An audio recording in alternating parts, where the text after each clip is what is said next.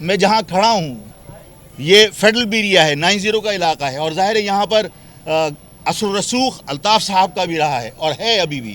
اور پورے شہر میں ہے. میں اس سے انکار نہیں کرتا. سیاسی مخالفت اپنی جگہ پر ہے اور ظاہر ہے کہ حکومت کے ساتھ ان کے معاملات درست نہیں ہیں, وہ اپنی جگہ پر ہے. لیکن میں یہ سمجھتا ہوں کہ انتخابات سے علیحدگی اختیار کرنے کا مقصد یہ ہے کہ ہم ان قوتوں کو سپورٹ کر رہے ہیں جو اس موقع کا فائدہ اٹھا کر کے میں الیکشن سے دور ہو جاؤں یا آپ الیکشن سے دور ہو جائیں اور اس کے بعد پھر نتیجہ یہ نکلے کہ وہ سرکاری جماعت کے لوگوں کو کم ووٹوں کی بنیاد پر بھی چیزوں کو مینیج کر کے اپنے مطلب کے نتائج نکال لیں. تو اگر آپ الیکشن کا بائیکاٹ کرتے ہیں, کوئی بھی پارٹی ہو, چاہے وہ متحدہ قومی موومنٹ ہو, چاہے مہاجر قومی موومنٹ ہو, چاہے وہ کوئی اور جماعت ہو, اس کا مقصد یہ ہے کہ ہم سرکار کی یا ان سازشوں کو جن کے ذریعے حکومت اپنے من پسند لوگوں کو منتخب کروانا چاہتی ہے, ہم ان سازشوں کی سپورٹ کر رہے ہیں. ہمیں اس کے راستے میں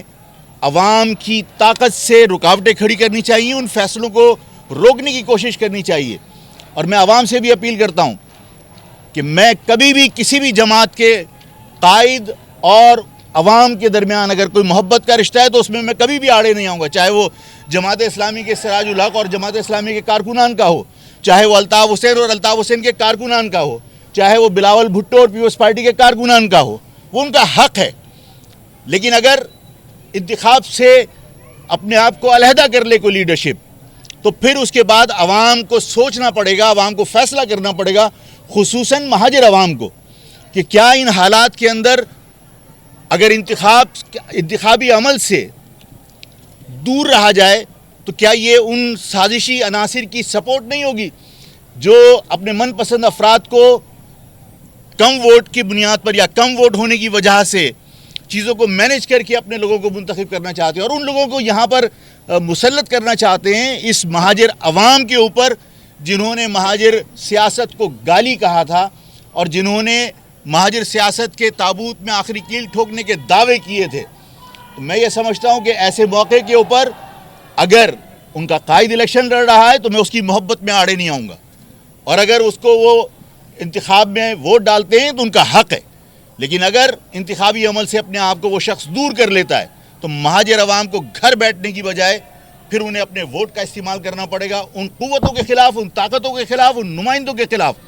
جو مہاجر قوم کو منتشر کرنے اور مہاجر قوم کی طاقت کو